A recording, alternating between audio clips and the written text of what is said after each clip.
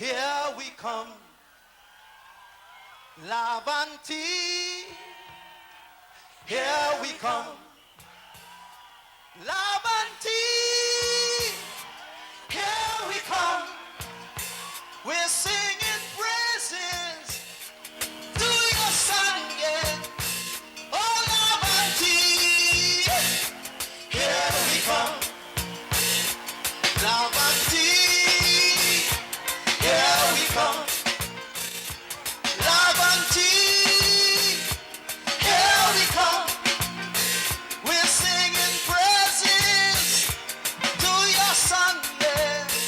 Oh, love and tea. I was asking myself, how do I choose from 5 of my favorite children? You know, because I consider my songs like my children. So when people ask me, what's your favorite song or your best song? I say, well, the one I'm doing presently, because I'm putting everything I can into it, you know. To your son, yeah. Oh, love and tea. Here we come. Here we come. Here we come. Here we come. Here we come.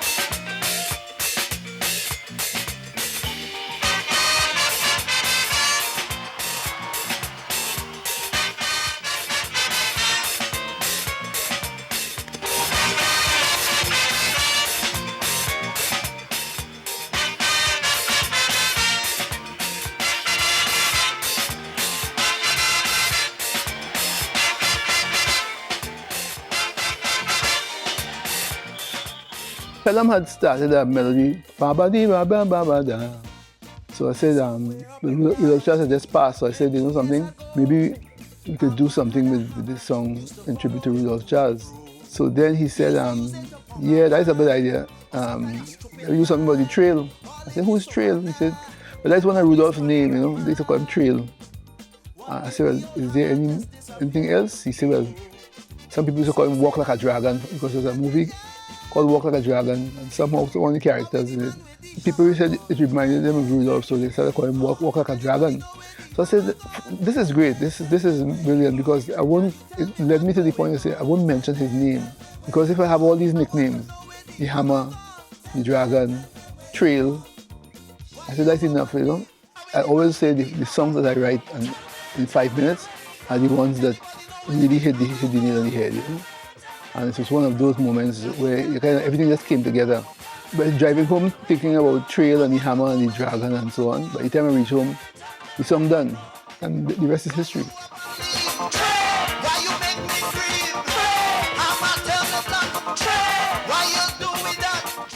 When people started to feel kind of challenged by this song, because there was a backlash too, because that is Calypso, you know, that kind of thing. There was a fear because this thing was so strange that you either love it or you're kind of, I don't think it was hate, because I don't think it's hate. But I think it's just, you either love it or you get frightened by the possibilities of the song. I had to really think about, what have I done here? Or what has passed through my spirit? How do I move forward from here? I think I've moved with the spirit right, and that's why I'm still here. As we gather around that day, I hear Sister Sheila say, my favorite lyric is Thunder Roll She Balls, you see. I think every Trinidadian connects with that, you see. You see? You know, the whole cadence of the thing, you know, it's just like that moment. I will be singing the song, and if it's one thing you hear the entire audience say when they reach that point in the song, it's, you see? You know? So there's a kind of a connection, a communion with that certain things we do.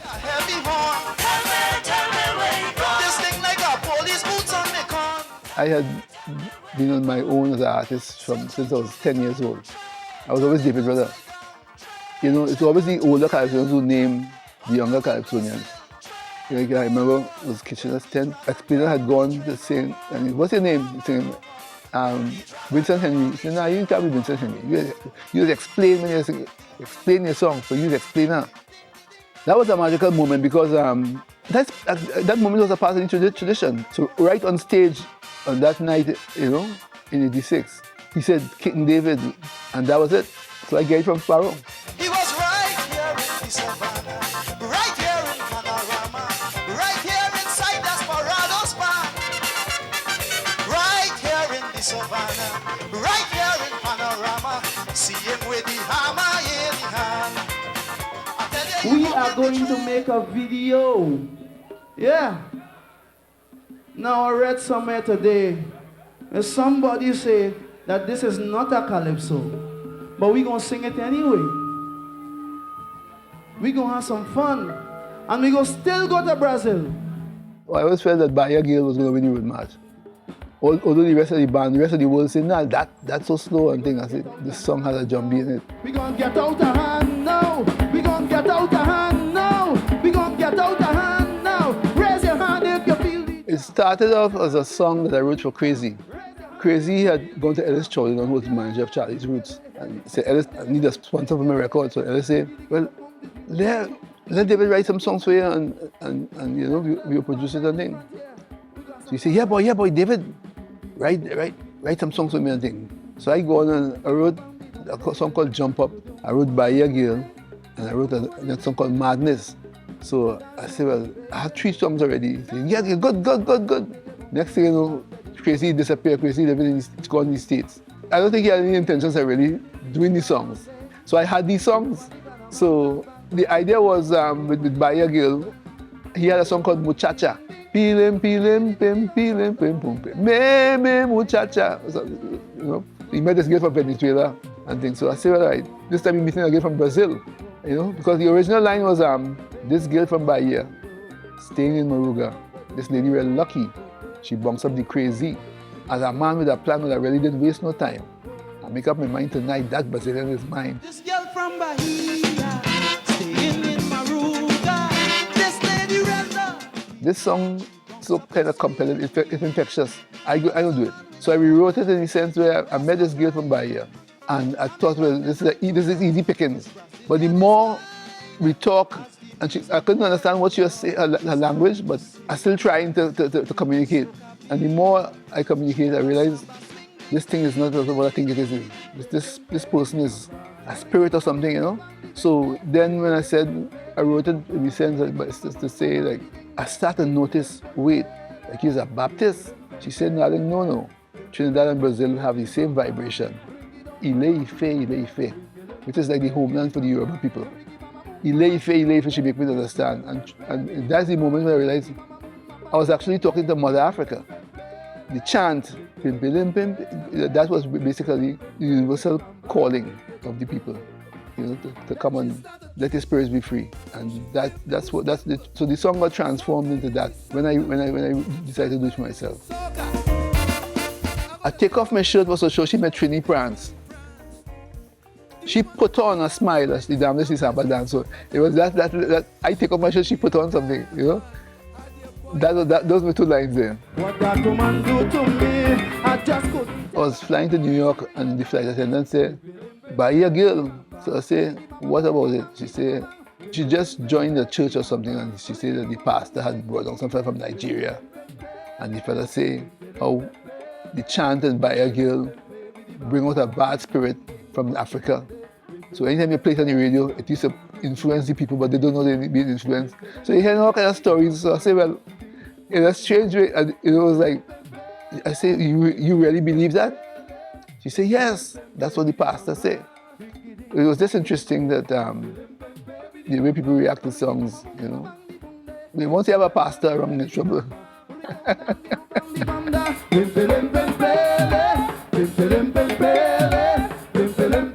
Someone from the Brazilian embassy, Dr. Yeda Castro, a historian, when I mentioned Ile Ife, the Brazilian embassy invited me to come in, and we had a discussion, and she said, I'm going to take this thing to Brazil.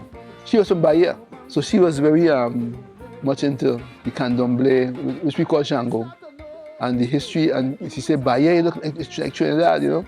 And I went there, it's true, because Bahia is it's like Levantine. It's almost like people talking with a different language, but it's Levantine.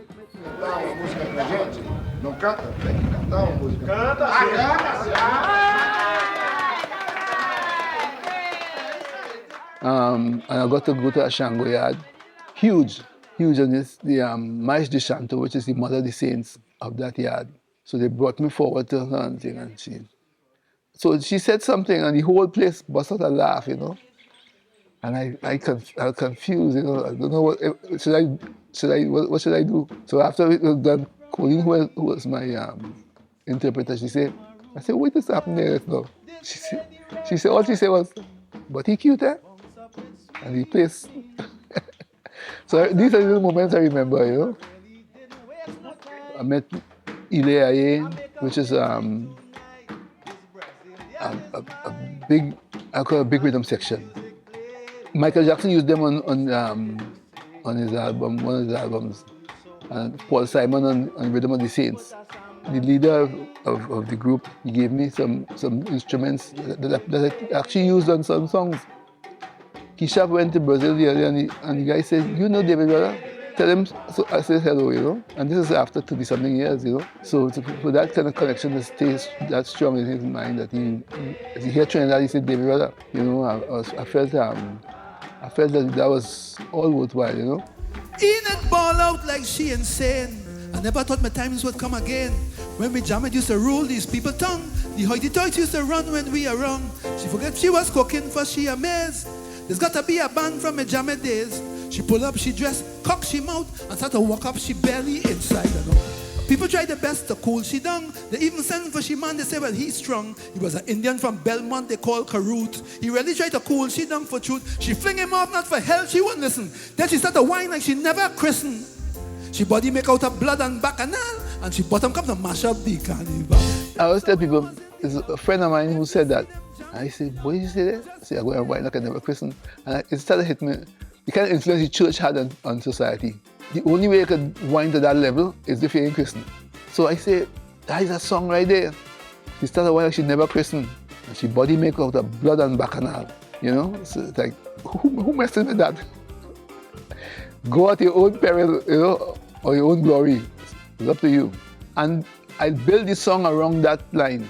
And I build the story of the little man and Enid. But that was the catalyst for the song. Enough busy, enough shout, little man, as he pull out the ancient Tenapan. Carnival song, that is a back, so I go in and talk, bring it back. Little man is really a metaphor for the poor man. When Carnival started to change, the men that used to make the dragon costume, and he might be Mr. John Williams, taxi driver, but at Carnival time, when he put on a costume, he's the dragon. And the whole idea that this man, every day after the last Carnival, he started to put wires together and tie it up and started to put scales, put on a couple of scales today. And he built this thing for a whole year to come in town and play itself, you know. And that is the Trinidad I knew growing up, you know, like I still remember past playing Bagman Shuffle every morning. I just felt that part of you know, you're seeing the same people with the grandchildren and they're passing on the truck.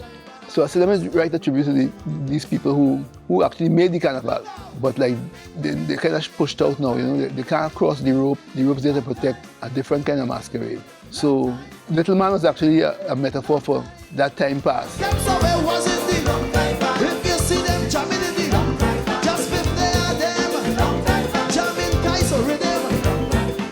They build up a groove and it starts to come down the hill. But the band keeps growing bigger and bigger, you know, and then they reach the Memorial Park. And somebody from the NCC comes down and tell them, well, they can't go on now because they have Poison and Barclay in front. And the fella say, boy, I beat my name so in 53. So then the magical moment comes when they ignore the official from the NCC and they come on, they start to play a set of rhythms and the Black Indians start to chant, and suddenly all the big time Millennium band, they just like the partner of the Red Sea, they all scatter by the bleachers and the long time band passed through. Then the Black Indian chant out in a rage. Next thing they on the Savannah stage, all that way happened.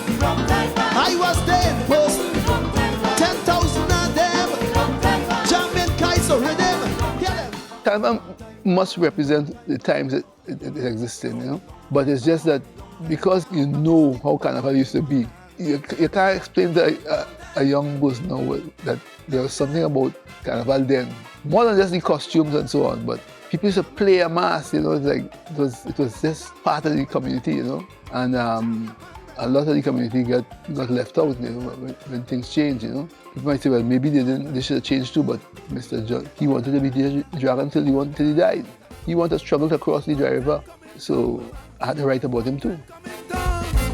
Long time coming down, long time coming down.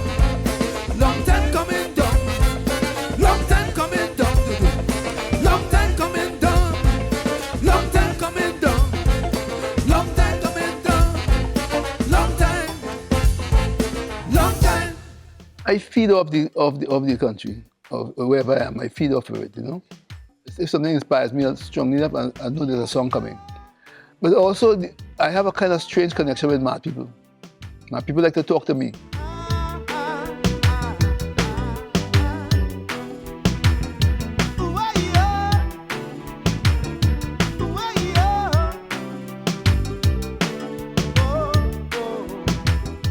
There was a guy called Mad Mac on Belmont Circular Road where we used to hang out. And Mac would walk with a piece of pig iron and ask people, what is this? And if you say, that's a piece of gold, you know, he say, good answer. But if you say it's a piece of pig iron, he might hit you with his hand. He had an army of soldiers in a glass jar called Go Bong and the Little Men. He and I would sit in the night on the block and he would say, well, today I conquered Cuba and America. And my men are tired now, so, and he put them back in the bottle. Anyway, I go, I meet some madmen, and madmen tell me all kind of crazy things, you know. And sometimes they make sense. The madman in this particular case, he said, this is it, I've been hit. And he had to come from that era when we grew up with Radio 610 and Radio Trinidad, because there's a Nat King Cole song with the bottom fellas and the start of the show, this is it, I've been hit. I was walking along, minding my business, when love came and hit me in the eye. Trinidad was getting to a kind of state where you see people kind of start to get tired. The attitude in the road get kind of dread and everything is falling apart, you know.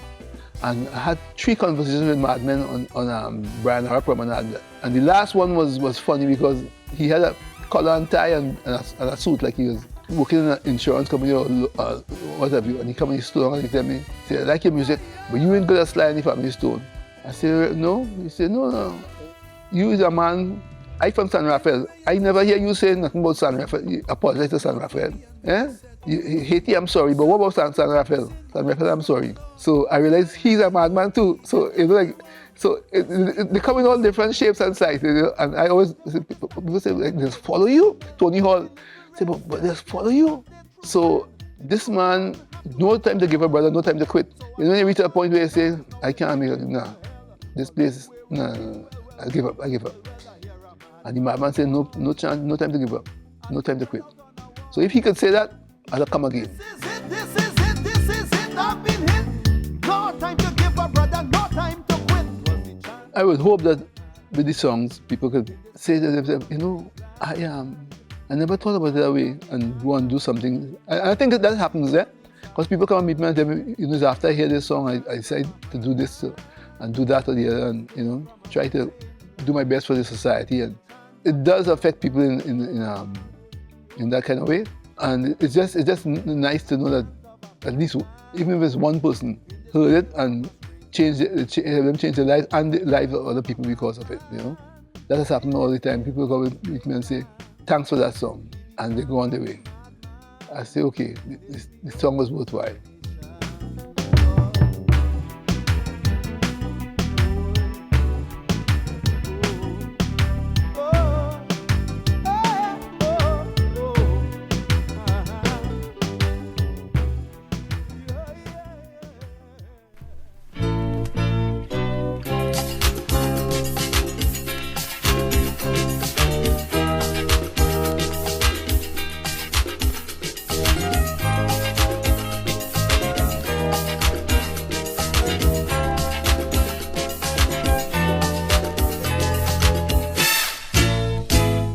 Being on the road, Europe, North America, and you know, as the case may be, especially like when it's getting cold, I would hear people saying, boy, I wish I was home now. And I remember I met 2 guys on a flight back to Trinidad, and the story they're telling me was like, they both work on Wall Street, and something happened and somebody said, I could throw back a cold Bobby's beer right now and burn the back of my throat.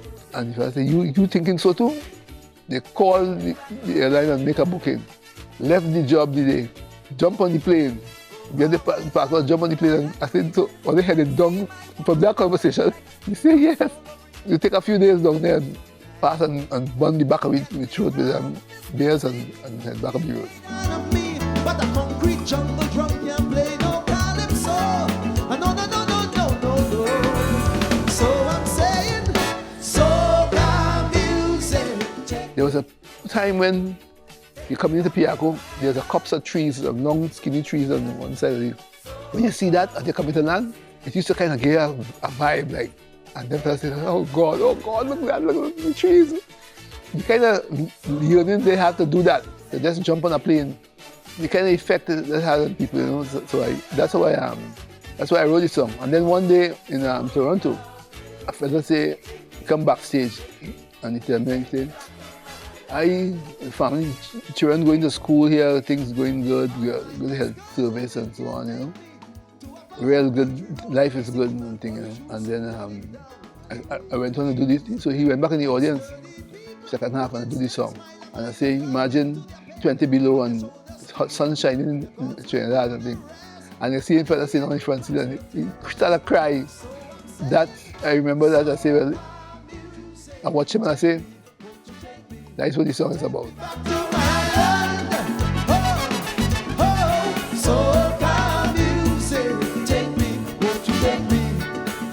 People, they love the line sticky mango juice.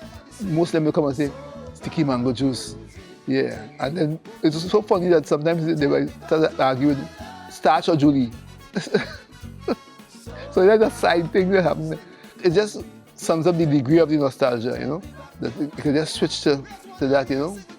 But for people who like 10, 15 years, they want to come home or they can't come home. That song was, I mean, it says it's for our lonely soul. That song was for them. Calling me home, making me high. Calling me home, making me high. So come music, take me, won't you take me? Take me back to my love.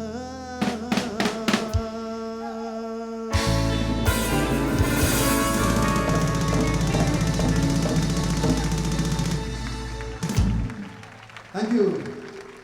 I've started to write my autobiography, and I stopped at a certain point, and I keep telling myself, well, I have to go back to it now.